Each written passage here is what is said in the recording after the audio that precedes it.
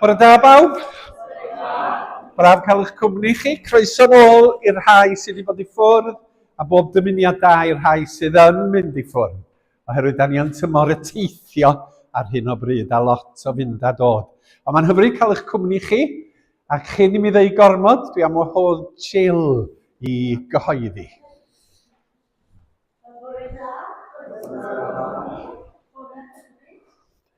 Croeso cynnes wrth gwrs i gael sydd yn ymuno ar y we. Gweithgareddi'r wythnos, bore fory, mae tîm agor y llyfr yn Ysgol y Wefn ac am hanner awr wedi 7 bydd y cwrdd gweddi yn neuadd y Methodistiaid ac ar Zoom.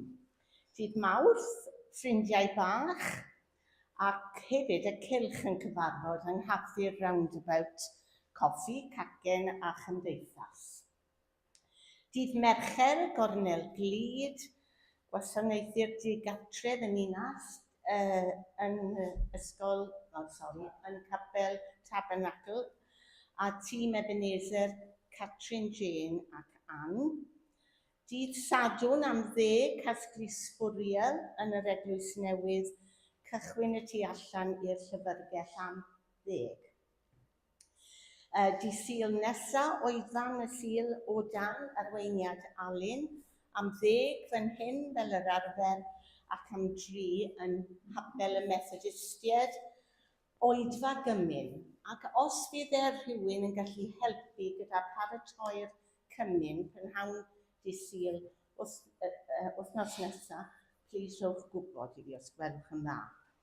Oedfa prynhawn yma am 3 a eto dan ofal Alun ac am 4 bydd angor yn Hapel Bay Church. Ac wrth gwrs, mae rhaid i ni gyhoeddi yr gyngerdd fawr sy'n dod ar Mai yr 20 am 7 o'r gloch. Digon o docynnau i gael, newch eich gorau i werthu cymaint ag allwch chi os gwelwch chi'n dda. Diolch yn fawr. Diolch yn fawr, Jill.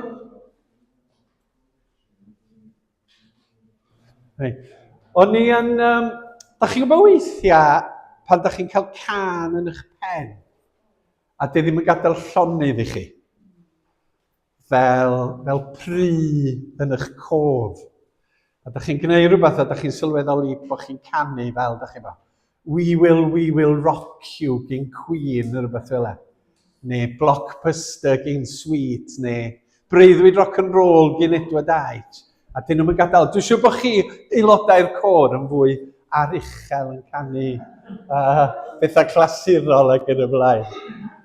Ond mae yna pennill o emyn wedi bod ar yn meddwl i yn ystod yr wythnosau dwytha. Oeddan ni ganu yn yr Ysgol Sul ym Mhendref. A dydy ddim yn yr caneuon ffydd, felly maen nhw'n mynd o'r neilltu dydyn. Ac oedd hi'n dechrau efo'r geiriau rwy'n canu fel canar a deryn. Hapus yn ymyl y lli, a dyna sy'n lloni y nodyn, mae'r Iesu yn geidwad i mi. A'r citgan sydd wedi bod yn mynd trwy, o'n i'n meddwl falle bod honno rhy blentynaidd i ni yn y bore, ond mi fysa fo'n dod yn atgofion melys i ni. Ond mae'r citgan yn hyfryd, mae'r Iesu'n geidwad i mi, ceidwad ydy'r gair Cymraeg, am sefio de. Mae'r Iesu yn geidwad i mi. Rwy'n canu wrth feddwl bod Iesu yn geidwad i mi. Ac o'n i'n meddwl sa'n ni'n defnyddio'r citgan yn unig fel rhan o gychwyn y gwasanaeth. A dwi wedi dewis 3 darn bach o'r Beibl sy'n sôn am Iesu ac yna ar ôl bob darn yn bod ni'n canu mae'r Iesu yn geidwad i fi. Pam yn bod ni'n gallu bod yn llawen fel Cristnogion, drwy stormydd, drwy y dagrau. Rwy'n canu wrth feddwl bod Iesu yn geidwad i mi. Na ni ganu fo i ddechrau, a wedyn awn ni trwy'r 3 darn.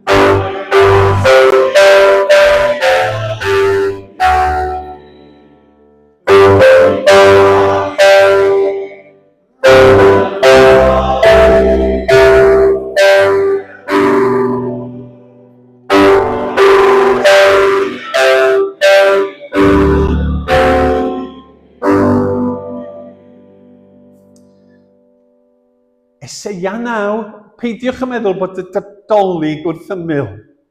Ys mond Nadolig, da ni'n darllen y geiriau yma. Darllenwch efo fi.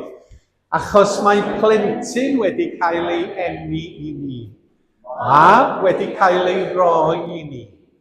Bydd e'n cael y cyfrifoldeb o lywodraethu, a bydd yn cael ei alw yn strategyn rhyfeddol, y Duw arwrol, tad yr oesoedd, tywysog heddwch. Fydd ei lywodraeth ddim yn stopio tyfu, a bydd yn dod â llwyddiant i ben draw, i orsedd Dafydd a'i deyrnas.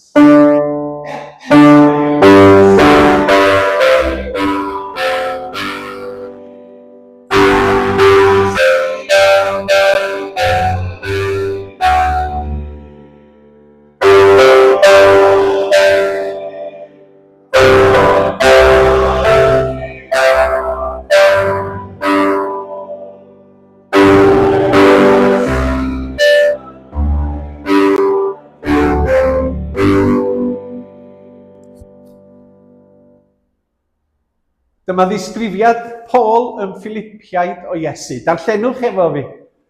Roedd e'n rhannu'r un natur â Duw, heb angen ceisio gwneud ei hun yn gydradd â Duw.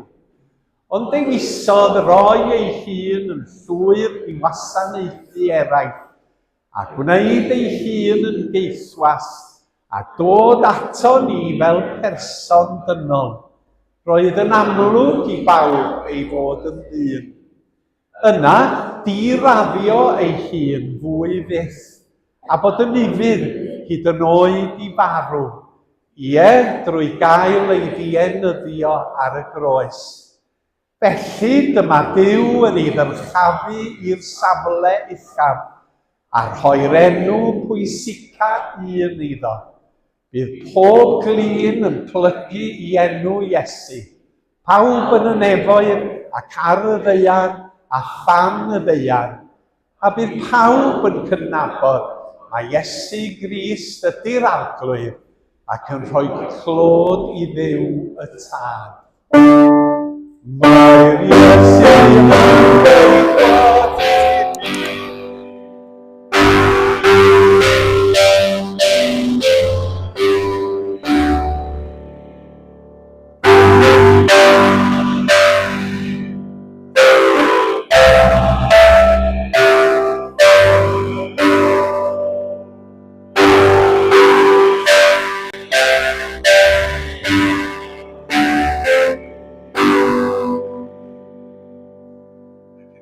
darn ola.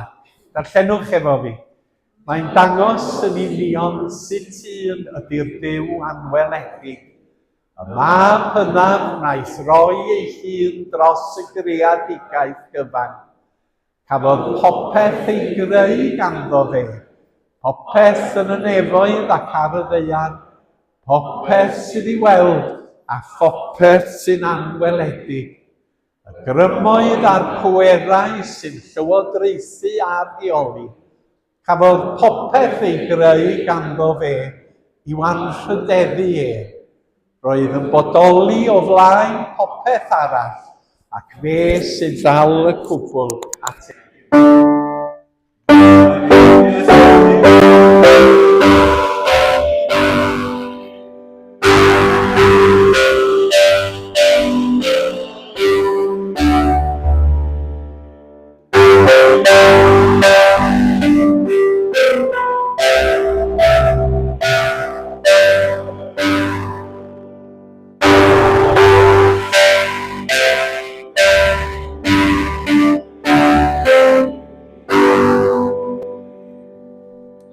Gawn ni wedi o dad nefol, da ni diolch am gyfle o'r fore Sul braf o Ebrill i ganu clod i ti. I feddwl am dyfawredd ac am dogoniant fel crewr, fel achubydd ac fel cynhaliwr. Yr hwn sydd wedi rhoi popeth i ni, y ddeiar gron a'i rhyfeddodau, ein teuluoedd a'n bywyd, yn bwyd ar yn plat y dŵr i wyfed. A da ni'n lloni Wrth feddwl dyfo ti fod yr arglwydd Iesu yn geidwad i ni. Ble bynnag yma criwiad o bobl di ar hyd a lled y byd wedi dod at yn gilydd, rhol awenydd yn eu calonna. Os di'r ymgylchiadau yn anodd, gad iddyn nhw ganu fod Iesu yn geidwad iddynt hwy. Wedi o'n dros yr eglwysi yma yng Nghymru, y bydd heddiw'n ddydd o ddathlu ffydd, o dyfu fel disgyblion i'r arglwydd Iesu. Fel dyfo ti yn paratoi ac yn harfogi ni, i fynd allan i fyw y newyddion da, gyda'n teuluoedd, am cymuned, am cenedl, am byd. Yn enw ac yn haeddiant Iesu Grist. Amen. Fe ganwn ni yr pennill yma, a gewch chi sefyll ar eich traed i ganu hwn. Rwyf yn codi fy mhobol i foli, rwyf yn codi fy mhobol yn rym.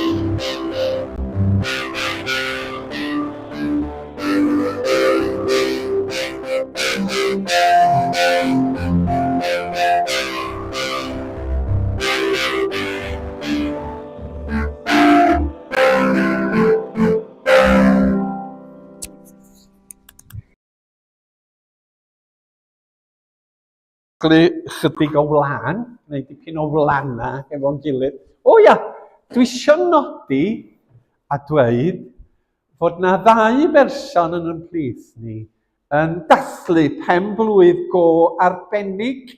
Mae yna fwy na 2, ond dim ond 2 dwi am gyfeirio atyn nhw heddiw yma. A mae deryn bach di deitha ni fi fydda nhw ddim yma Sul nesa, felly mae rhaid i ni fanteisio ar y cyfle. O'n i wedi gobeithio bysa gestyn yma bora yma, oherwydd yn ystod yr wythnos mae'n cyrraedd carreg milltir arbennig ar daith bywyd. Dal yn ei egeinia, wrth gwrs fel da ni'n dweud yn 4-20.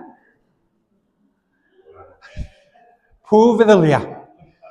Ac felly da ni'n dymuno, Jill, os newch chi fynd ar negas mission. Negas yn ôl iddo fo, fod teulu Ebenezer yn dymuno pen-blwydd hapus iawn iddo fo. Mae Jill lot yn afancach, dyna ni ddweud. A hefyd, mae rhywun sydd y tu ôl i Jill, Delith Williams, yn dathlu pen-blwydd go arbennig. 100. Mi dal yn ei geinia. 10 a 30. Mae Malcolm eisiau ategu. Na, a doeddan ni ddim wedi clywed. Mae Idwal yn cadw'n dawel yn cyrraedd 40. Felly, pen-blwydd hapus hwyr i Idwal hefyd. Felly, Delith, ardderchog cyrraedd carreg milltir arbennig. A da chi gyd yn edrych yn iau na choedran sy'n beth hyfryd. A gobeithio gewch chi fwynhad yn dathlu efo y teulu a'r teuluoedd, ac y gewch chi flynyddoedd lawer eto ar ôl cyrraedd y garreg filltir. A dwi'n meddwl na ni ganu penblwydd hapus iddyn nhw. So neb arall y mis Ebrill, agos? Just penblwydd arferol. Dewch i ni ganu un ffrindiau. Penblwydd hapus i chi, penblwydd hapus i chi, penblwydd hapus i'n ffrindiau, penblwydd hapus i chi. Ebeb? Ebeb? Ebeb? Da iawn, arddelchog. Wedyn, dwi eisiau rhannu rhywbeth arall efo chi yn y fan yma. Mae Carwyn Sudol yn swyddog hyfforddi Undeb yr Annibynwyr. A mae o yn darparu adnoddau ac yn darparu cyrsiau. A mae ganddo fo fyfyrwyr, mae o'n trefnu bod nhw'n mynd i'r coleg fel coleg bedyddwyr yma yng Nghaerdydd i wneud cyrsiau arbennig. Mae o a Gwilym Jeffs wedi trefnu bod Gwilym Jeffs yn mynd unwaith y mis i gwrs mae'r bedyddwyr yn ei gynnal ar gyfer arweinyddion eglwysi. A da ni'n cael bendith a bydd allan o hyn. Ond maen nhw'n darparu cyrsiau hefyd ar gyfer aelodau o'r eglwysi. A di'r rhain ddim yn gyfyngedig i weinidogion, nac i ddiaconiaid, nac i flaenoriaid, oherwydd mewn eglwys annibynnol, da ni'n gydradd, ond bod ganddo ni swyddi gwahanol. Ac felly, o fis Mai ymlaen, mae yna 1, 2, 3, mae yna 6 cwrs yn cael ei gynnal ar nos Fawrth am 7 ar Zoom. Ond maen nhw wedi trefnu hybiau, lle da chi'n gallu mynd i fod ar Zoom hefo criw o bobl yn eich ardal. O Fangor, Capel y Maes yn fan'na, Annibynwyr a bedyddwyr gyda'i gilydd. A da chi'n gweld yn hub ni ar y gwaelod yn y fan yma, sef Capel Mini Street yng Nghaerdydd. Felly, os da chi am fynd i un o'r cyrsiau, mi allwn ni gyfarfod yn Mini Street gyda'n gilydd ac eglwysi eraill yr ardal. A dyma yr arlwy, dyma'r fwydlen, dyma'r menyw ar gyfer y sesiynau y tro yma, sydd yn fuddiol ar gyfer aelodau mewn eglwys. Sesiwn gyntaf di gweinyddu eglwys. Rhedeg eglwys o ddydd i ddydd, gwneud y gwaith busnes, gwneud y gwaith ymarferol, yswirio, ac yn y blaen, pethau ymarferol gweinyddu eglwys. A mae Ifan Alun Pyw Llanuwchlyn yn arwain y sesiwn honno. Yr ail sesiwn, cynnal cyfarfod eglwys. A fi sy'n cymryd y sesiwn hon. A dyma mrawd Geraint yn dweud, o fydd hwn ond 5 munud yn meddwl fo, a gawn ni fynd adra, tynnu ar ei frawd bach. Mae o lot hyn na fi, Jill. Ond wrth gwrs, fyddai'n mynd mewn i beth ydy nodweddion eglwysi annibynnol, a pa mor bwysig ydy pethau fel cwrdd eglwys.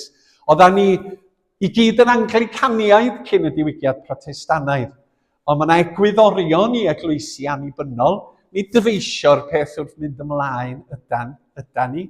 Mae yna egwyddorion, mae yna athrawiaeth, mae yna bethau o'r Beibl sydd yn cadarnhau pam yn bod ni yn annibynwyr. A bod y pwyslais ar Duw Beibl, Ysbryd Glân Iesu Grist, a'r gynulleidfa. Da ni special, da chi bo. Mae bob un sydd yn dod i gyfarfod eglwys annibynnol yn rhan o'r eglwys.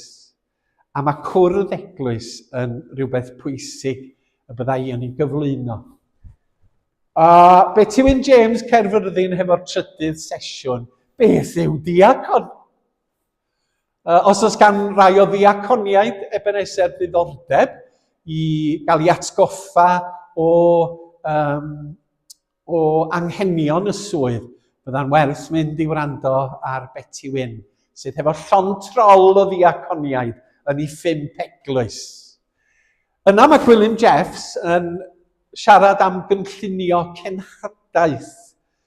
Meddwl o flaen llaw beth da ni'n mynd i wneud. Meddwl o flaen llaw sut i gyrraedd pobl. Rhywbeth mae angor yn ei wneud o fus i fus. Sut mae cysylltu hefo teuluoedd yn Grange-town a Chaerdydd. Sut mae mynd ati rannu yr efengil hefo pobl. A fedra i ddim meddwl am neb gwell i wneud hynny na Gwilym Jeffs. 5 sesiwn, gweinyddu'r sacramentau. Na gweinidog ostiadra sydd yn gweinyddu yr cymyn, mae bob aelod o eglwys annibynnol ar hawl, os di'r gynulleidfa'n hapus efo hynny, i weinyddu'r cymyn, ac i dorri'r bara ac i rhoid y gwyn. Da ni ddim yn credu mewn offeiriadaeth fel eglwysi annibynnol. Felly, mi fydd Carwyn Sudol Llanuwchlyn eto yn sôn am hynny. Ac yna mae rhai eglwysi yn gweithredu ar batryma gwahanol. Does ganddyn nhw ddim diaconiaid o ran enw, ond mae ganddyn nhw bwyllgora neu tîm arwain yr eglwys. O dan arweiniad Peniel a Bwlch y Corn wrth ymyl Gaerfyrddin. A dwi'n siŵr bydd Tom Evans o Peniel, gweinidog wedi ymddeol, yn siarad a hefyd Alun Lenni sydd yn arweinydd yn eglwys Bwlch y Corn. Felly mae'n amrywiaeth mawr. Os ganddoch chi ddiddordeb, rhowch wybod i mi a ddoi hefo chi. Byddai yn mynd i rei o'r sesiynau yma pan fydd o yn gyfleus. A meddyliwch am y pethau hyn, oherwydd mae o'r gyfer pawb ohona ni, nid ar gyfer rhai ohona ni. A dyna fo y glanna am yr wythnos yma. Rwan ta, gweddi, yn y fan yma, da ni'n meddwl am weddia, am bethau weddio drostyn nhw. Ar ddechrau'r oedfa, da ni'n gweddio addoli ac am fendith yr ysbryd glân. Yn y fan yma, da ni'n meddwl am bethau sydd yn pwysar na ni y dyla ni weddio. Felly, os ganddoch chi awgrym bore yma, o rhywbeth gallwn ni weddio. Oedden ni'n gweddio bore Sul dwytha, diolch i Liz am dynnu'n sylw ni am wraig oedd ar beiriant arbad bywyd. Gweithio'n modd yn ystod yr wythnos fe farw cymydog i Liz. Yn ddi-symwth mewn gwirionedd, a fe ddi o'i farw mewn cyfnod byr. A hitha hefo plant ifanc a gŵr. A da ni parhau i feddwl am ei theulu hi, ac am deuluoedd sy'n mewn sefyllfaoedd tebyg ynde. Mae o'n digwydd, mae yna dristwch a mae'n angen. Unrhyw awgrym?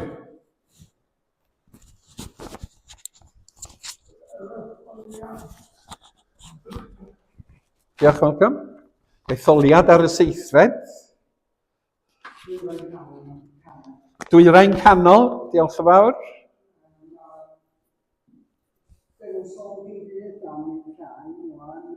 Na. Na. Ydy.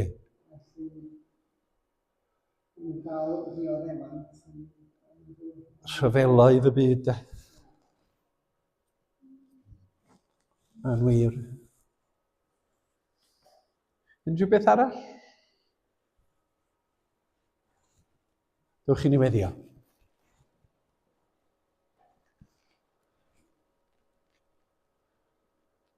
Tir hwn wrandewi weddi, ata ti y daw pob cnawd. Llef yr isel ni ddirmygu, clywi ocheneidiau'r clawd. A dod â'n ochneidia ger dyfron di, yda ni y bore yma.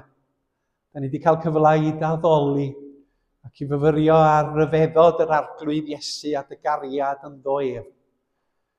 Ond da ni'n aml yn ochneidio wrth weld yr hyn sydd yn digwydd yn y byd ac yn sylweddoli'r angen mawr am dy gariad di a dy dangnefedd di ymhlith dynoliaeth yn gyffredinol. Am y cariad hwnnw sydd yn yr arglwydd Iesu yn cymodi ni, yn torri'r ddadl rhwng pobl a'i gilydd, yn dinistrio casineb i fod nid yn unig yn oddefgarwch, ond yn gariad tuag at eraill.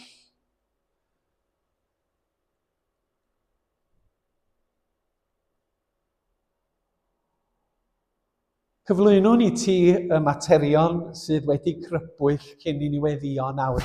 Ti'n gwybod amdanyn nhw'n barod, Dad Nefel? Mae yna etholiad pwysig yma yng Nghymru ar y seithfed ar gyfer y Senedd. A da ni'n gofyn am darweiniad i yng nghyd-destun y pleidleisio a'r bobl hynny a etholir i yn gwasanaethu ni fel cenedl y Cymru. Fe weddiwn dros y pleidiau i gyd, y bydd yna bobl ddoeth a chall a chyfiawn yn cael ei hethol i wneud gwaith penodol drosta ni fel cymunedau. Mwyn i genedl y Cymru fod yn le cyfiawn a heddychlon a meddylgar i fyw ynddo. Fe weddion o, Dad, y bydd cydweithredu yn cael ei annog, y bydd caredigrwydd yn bwysig, y bydd gwasanaethu y bregus, y sâl, yr henoed, yr ansicr, y dieithriaid, y nodwedd o'n cenedl fach ni yn y fan yma. Ac y gallwn ni dyfu fod yn genedl arbennig lle mae cyfiawnder yn gyffredinol yn teyrnasu yn ein plith.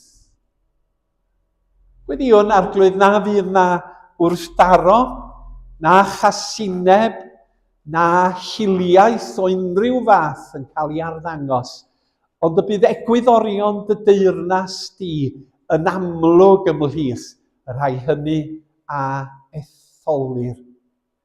Felly fe gyflwynwn yr hyn fydd yn digwydd yn ystod yr wythnosau nesaf. Fe gofiwn hefyd am y sâl, y cleifion, y bregus, y rhai hynny da ni yn ei hadnabod, a da ni'n meddwl am gymydog les a'r teulu yn sgil y farwolaeth sydyn fi yn y fan honno. Da ni gofyn y byddi di'n gwarchod drostyn nhw ac yn ei nerthu yn ei galar ac yn ei tristwch. Da ni'n diolch i ti fod na uned gofal dwys. Da ni'n diolch i ti am yr ysbytai sydd yn gweini ar y gwan. Da ni'n diolch i ti am y staff dan bwysau mawr ar hyn o bryd sydd yn gwneud gymaint o waith arbennig yn gwasanaeth iechyd. Mae yna ffrindiau ni sy'n sâl, aelodau o'n teulu, aelodau'r eglwys hon sydd angen yn gweddia. Fe wyddos ti amdanyn nhw a da ni'n ei cyflwyno yn awr i ti. Mae rhai ohona ni hefo teuluoedd sydd yn bell i ffwrdd a da ni'n hiraethu amdanyn nhw. Ddim yn byw yng ngwledydd Prydain, ond yn byw ar hyd a lled y byd. Cofio am y rhyfeloedd sydd yn rhwygo dynoliaeth. Da ni'n meddwl am y dwyrain canol ac Iran a'r dryswch a'r lladd yn y fan honno, yn ogystal ag Ukraine, Israel a Gaza, de Lebanon ar hyn o bryd a'n warchau. A da ni'n gweddio am heddwch. Nid i'ch wasgaru y bobl hynny sydd yn meddwl na lladd a dinistrio a chasau ydy'r ffordd ymlaen a tyrd a dy ras a dy diriondeb di i'r sefyllfaoedd hynny. Clyw yn gweddi dros arweinyddion gwledydd y byd sydd yn gwneud penderfyniadau sydd yn effeithio'r ddynoliaeth i gyd erbyn hyn. A'r rhodd o'i thineb iddyn nhw weithredu i gymodi, nid i gasau, i ddod â harmoni, nid anghytgord. Clyw yn gweddi y bore yma, oherwydd yn bod ni'n gofyn yn enw Iesu Grist am dysgodd i weddio gan ddweud ein tad yn y nefoedd.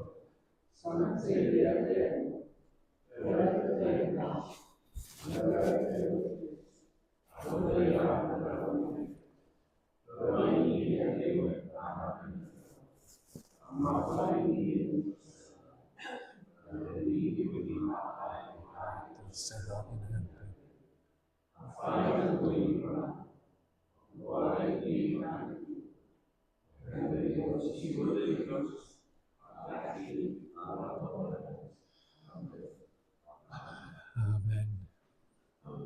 Ond ta bore dy Sul dwytha, nes i gychwyn ar gyfres o bregetha yn seiliedig ar arfwys gan Dduw am mae Duw yn rhoi i Gristnogion.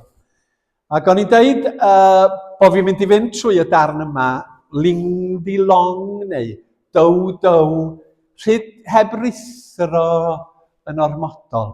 A trio mynd gan bwyll yn ystyriol drwy'r darn hwn. Oherwydd dwi'n meddwl bod yna bethau pwysig yn y chweched bennod o Effesiaid.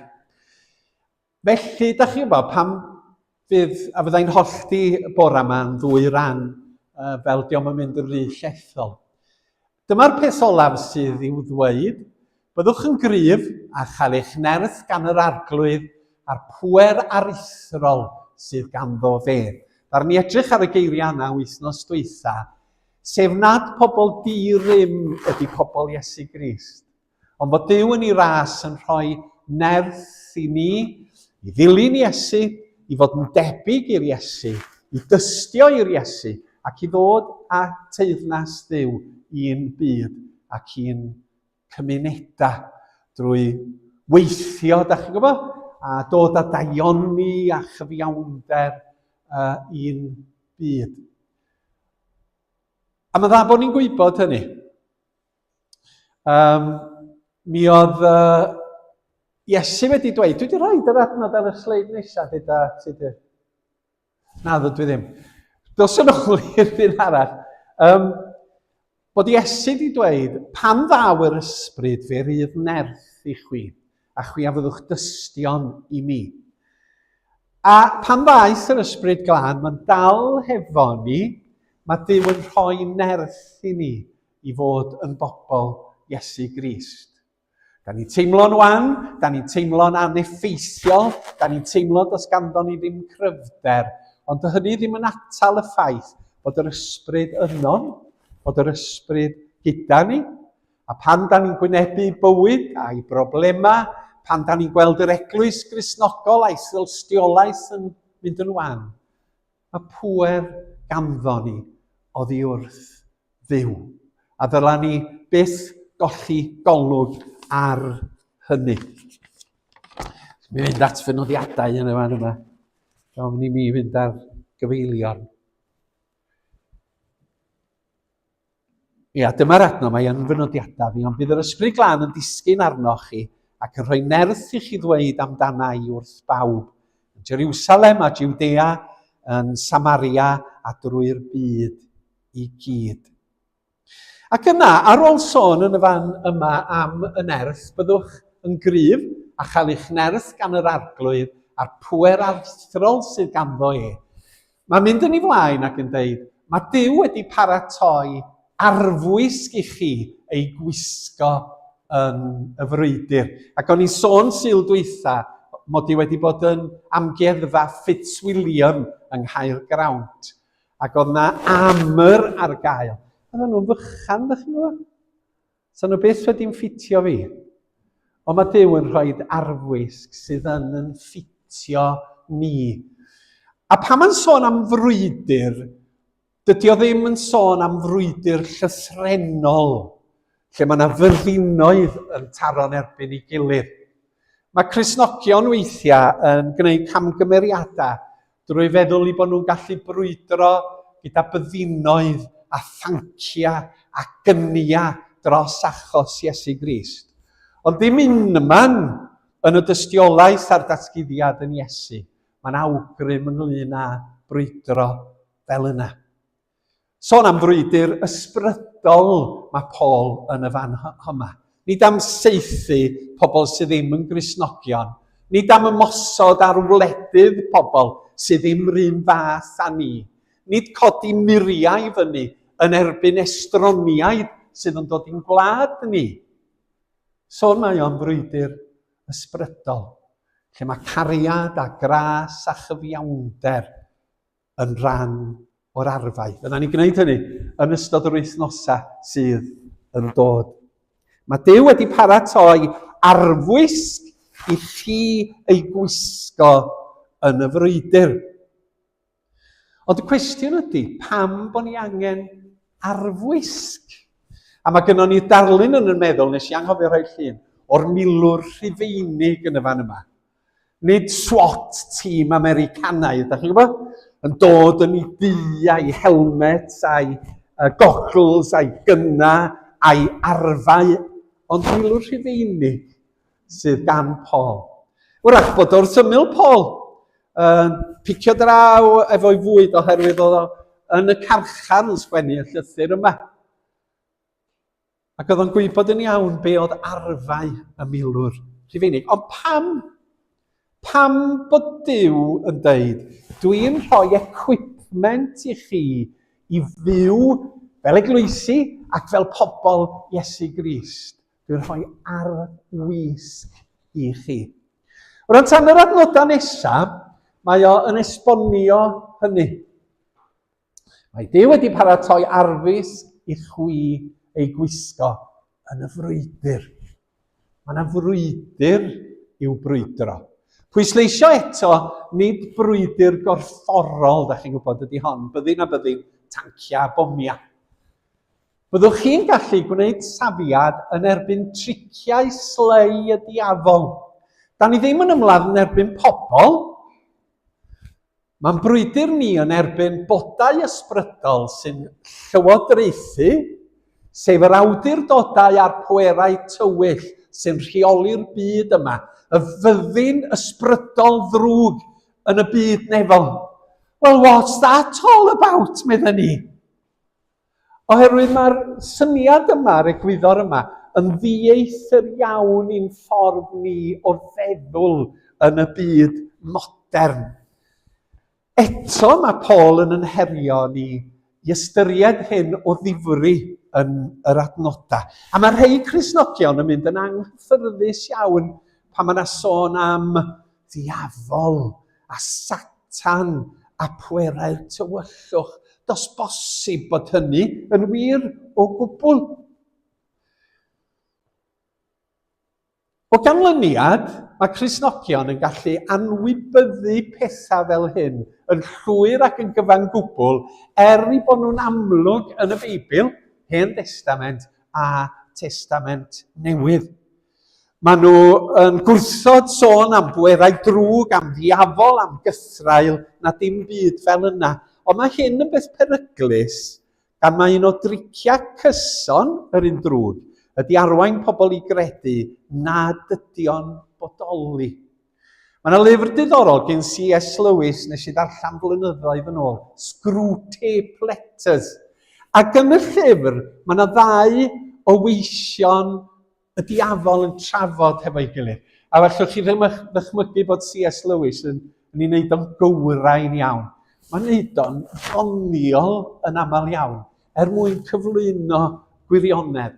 Ac mewn un golygfa yn y Screwtape Letters, mae'r ddau gythral yn siarad ac yn dweud, be da ni angen i wneud ydy gwneud i bobl gredu nad ydyn ni'n bodoli o gwbl.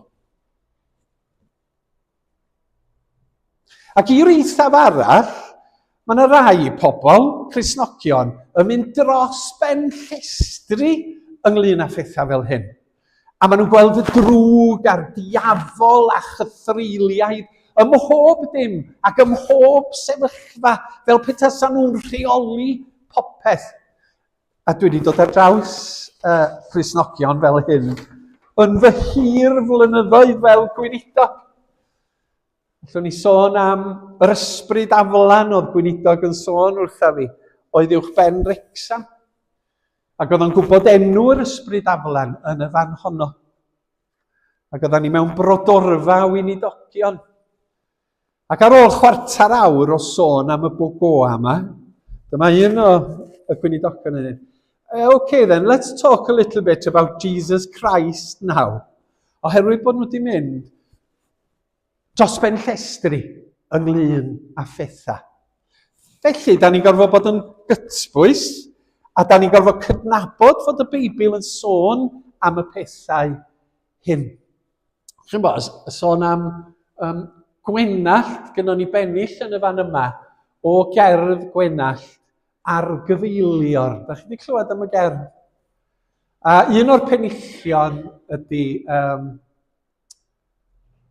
y bennill hwn. Y diwiau sy'n cerdded ein tiroedd yw ffortiwn a ffawd a hap. A ninnau fel gwahaddod wedi ein dal yn ei trap. Nid oes na diafol na cyffern dan loriau papur ein byd. Diffoddwyd canwyllau'r nefoedd a thagwyd yr angylion i gyd. A mae Gwenallt oedd yn fardd Cristnogol, chi'n gwybod o lle oedd o'n dod? It's in his name. O'r allwen oedd Gwenallt yn dod. Mae'n gwneud y pwynt sef bod ni'n gallu mynd i gyflwr lle da ni'n anwybyddu unrhyw beth goruwch naturiol. Di pethau goruwch naturiol ddim yn bodoli. Does na'm angel. Does na ddim nefoedd. Does na'm diafol na dyrgioni. Ac yr un pwynt ac oedd C.S. Lewis yn neud, ond mewn ffordd llawer mwy barddonol. Mae yna bwerau, a ddoi ymlaen i siarad chydig bach mwy am hynny. Ar ôl i ni ganu hefo'n gilydd. Todda fy nghalon, todda hi'n llwyr, o ddifaterwch glanhaf i'n llwyr. I brofi'r tosturi a thacrau fel lli, tyrd todda fy nghalon, todda hi'n llwyr.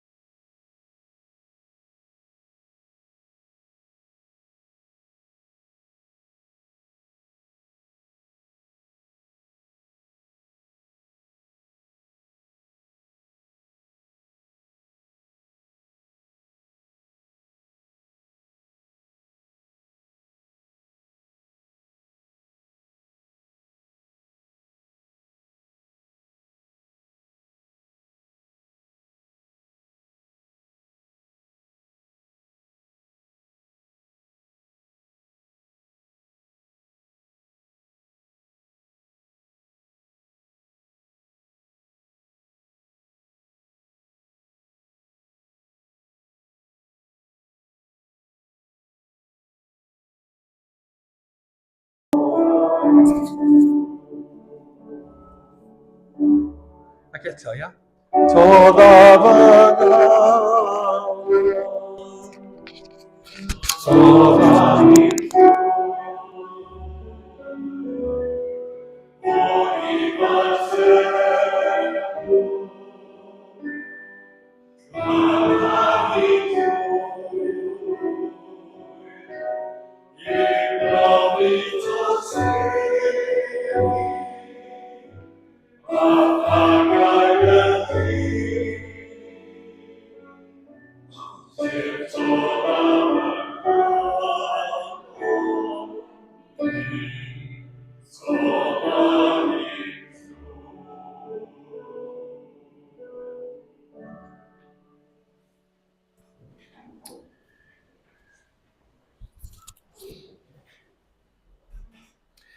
Rwy'n ni sôn am Paul yn cyfeirio at bwera'r tywyllwch, bod yna bwera ar waith sydd yn ddrwg.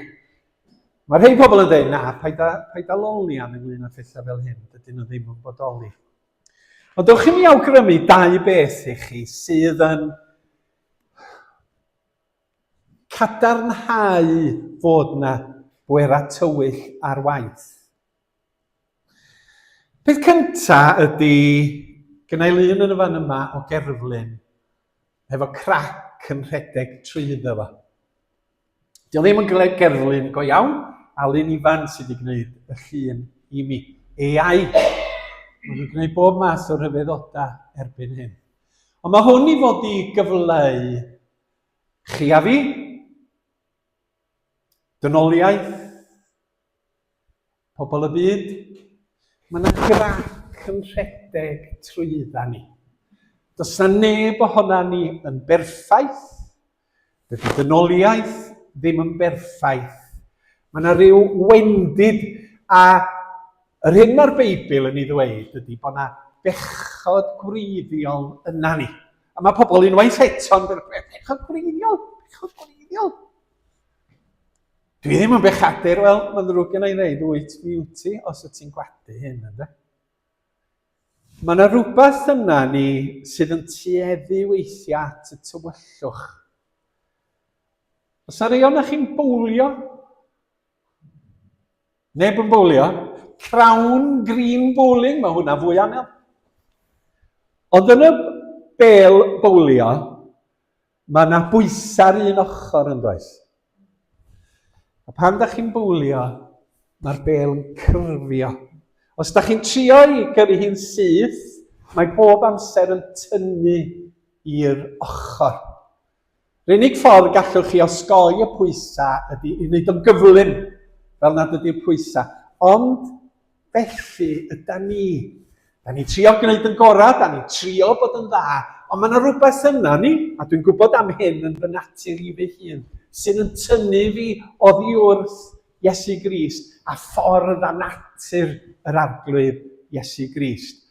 A mae'r Beibl yn delio fo hyn yn dydy. Diolch yn dweud, wel, na fo, na wfft i chi, da chi methu gwneud pethau'n iawn. Mae yna grac yn eich personoliaeth neu'n eich bywyd neu'n eich natur chi. Ond mae Iesu wedi dod i ddelio hefo hyn yn ei gariad. Diolch i'r drefn. I ddelio hefo'r amherffeithrwydd a'r crac a'r tywyllwch sydd yn gallu bod ynda ni. Dyna un peth. Pwy ar tywyllwch, meddwl Paul? Nath o ddweud yn Rhufeiniaid penod 5. Sgynnau adnodd nes yma? Oedd, mae'n ei Rhufeiniaid. Pan oedd pethau'n gwbl anobeithiol arna ni, dyma'r Meseia'n dod ar yr adeg iawn i farw drostan i rai drwg. Pryn bod unrhyw un yn bodlon marw dros berson hunan cyfiawn, felly y byddai rhywun yn bodlon marw dros berson da, falle. Ond mae Duw yn dangos i ni gymaint mae'n ein caru ni. Mae'r Meseia wedi marw droson ni pan oedden ni dal i bechu yn ei erbyn, pan oedden ni dal yn elynion. Ond yr ail beth ydy hyn. Mae yna bwera'r drwg tywydd sydd ar waith yn manteisio ar yr nam sydd yn tredeg trwy bawb ohona ni. A mae hynny'n golygu fod pobl yn gallu gwneud pethau drwg ac aflan a chreulon. A da ni weld o'n y byd. Gwyliwch y newyddion heddiw. Wythnos dwytha, o'n i'n encil gweinidocion yr annibynwyr yn Lerpwl. Dwi'n meddwl bod gennau lun yma o'r Liver Birds yma ar dop y Liver Building yn Lerpwl. A mi gawson ni dridiau arbennig iawn. Mi oedd Lerpwl am gyfnod ganolfan i Gymru Cymraeg i ymfudo yno. Lot o bobl o Ogledd Cymru, ac mi oedd na gymuned gref o siaradwyr Cymraeg yn Lerpwl. Mi oedd gwaith i gael, mi oedd busnesau yn cael ei rhedeg gan Gymru Cymraeg, siopa mawr Owen Owens, TJ Hughes, a mi oedd na 37 eglwys Gymraeg i iaith yn Lerpwl yn Ianterth. Mi o'n i'n edrych ar hynny dan arweiniad Gary Wyn sy'n gwerthu ceir yng Ngogledd Cymru. Ond gathon ni un sesiwn werthfawr iawn gan 2 o weithwyr amgueddfa caeth wasiaeth, slavery.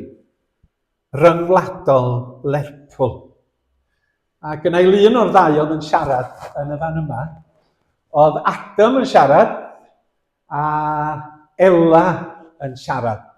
Ac oedd y fachgen yma, Adam, yn eithriadol o wybodus a llafar ac yn cyflwyno y gwaith pwysig oedd yr amgueddfa yn ei wneud i dynnu sylw at gaeth wasiaeth, slavery, a masnachu mewn pobl uffernol, a dwi'n defnyddio'r gair yna yn bwrpasol, oedd yn digwydd yn yn byd ni. A Lerpwl, wrth gwrs, yn hwb lle oedd llonga yn teithio ac yn ôl ac ymlaen i America ac i llefydd fel Jamaica yn cario ceithion o Affrica. Ac am gyfnod, mi oedd yna 500 llong yn gwneud y gwaith hwnnw, yn cario 300-400 o gais weision o bobl oedd wedi cael ei dal yn Affrica. Ac oedden nhw'n drino fel busnes, oedden nhw'n gwneud elw anferthol o werthu pobl, ac ar y cyfoeth yna, mi oedd Lerpwl wedi datblygu. Mi oedd y cyfoeth yn dod o gaeth wasiaeth. Ac oedd Adam, wrth gwrs, o dras Africanaidd, oedd o yn arbennig o dda oherwydd bod o'n deud pethau mewn ffordd dingladwy, rhesymol a dealladwy. Ac oedd o'n sôn am un digwyddiad o filoedd o ddigwyddiadau ofnadwy. Ynglŷn â llong o'r enw Zong, oedd yn cario pobl, ceithion, o orllewin Affrica i Jamaica. Ac oherwydd navigation gwael, mordwyais gwael, navigation, dyma'r daith yn cymryd mwy o amser nag oedden nhw wedi ddisgwyl. A dyma'r capten a'r criw yn dweud, wel, da ni'n rhedeg allan o ddŵr, a dyma yna haint yn cychwyn ar y llong. Ac oedd pobl yn dechrau marw o blith y ceithion. A dyma'r capten yn meddwl, os ydy pobl yn marw'n naturiol, tyda ni ddim yn cael arian amdanyn nhw. Ond os yda ni yn colli cargo dros ochr, da ni gallu climio'r insurance. Ac felly, be ddaru nhw ddechrau wneud oedd taflu ceithion byw i'r môr, fel i bod nhw ar ddiwedd y daith yn gallu gofyn am 30 pence yr un gan yr insurance, oherwydd jettison oedd y gair. A dyna ddigwyddodd, yna 400 ar y llong, a ddar nhw daflu 130 o gaeth weision i'r môr. A dych chi'n meddwl am erchyll, am affwysol. Sut bod pobl yn gallu bod mor greulon tuag at ei gyddynion? A mae yna drygioni sydd yn mynd yn bell tu hwnt i'r wyneb.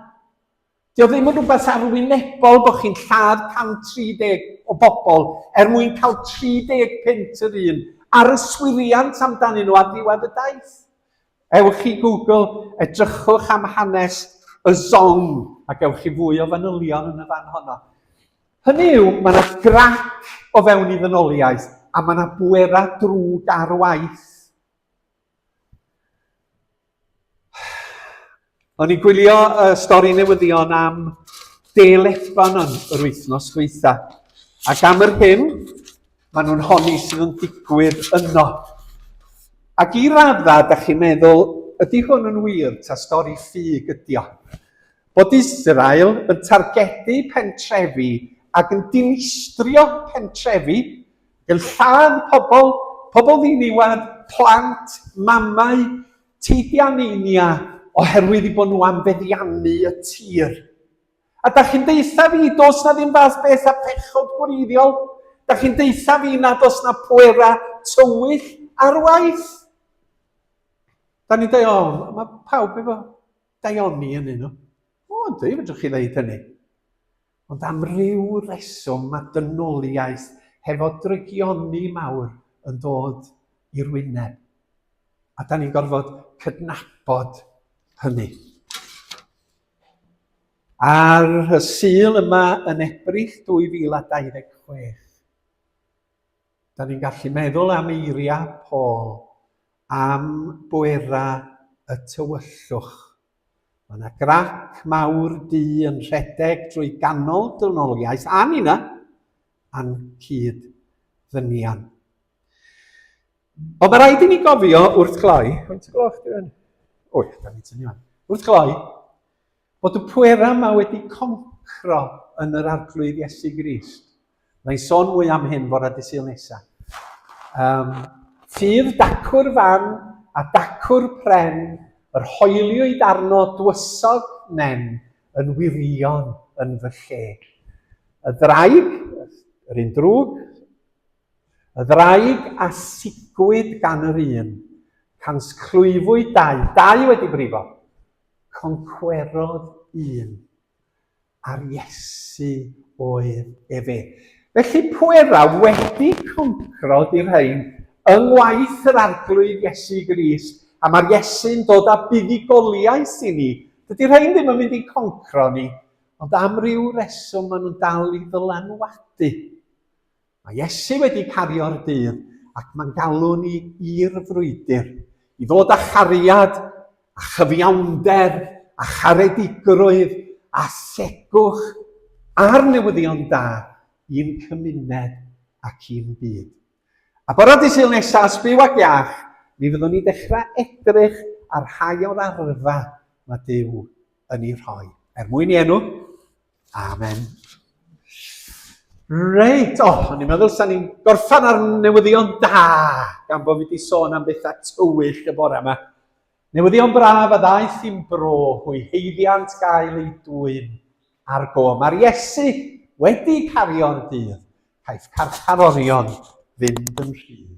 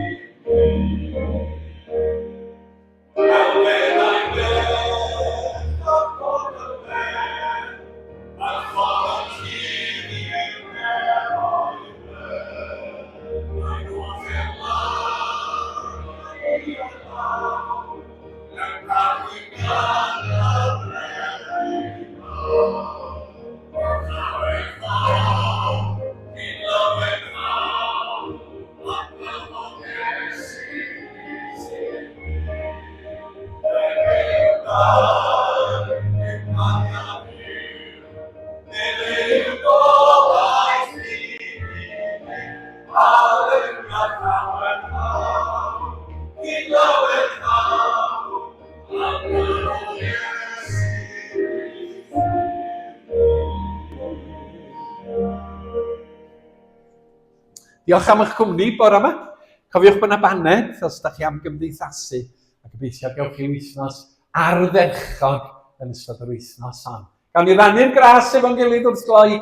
Gras sy'n harglwydd Iesu Grist, a chariad Duw, a chymdeithas yr ysbryd glân, a fydd o gyda chwi wrth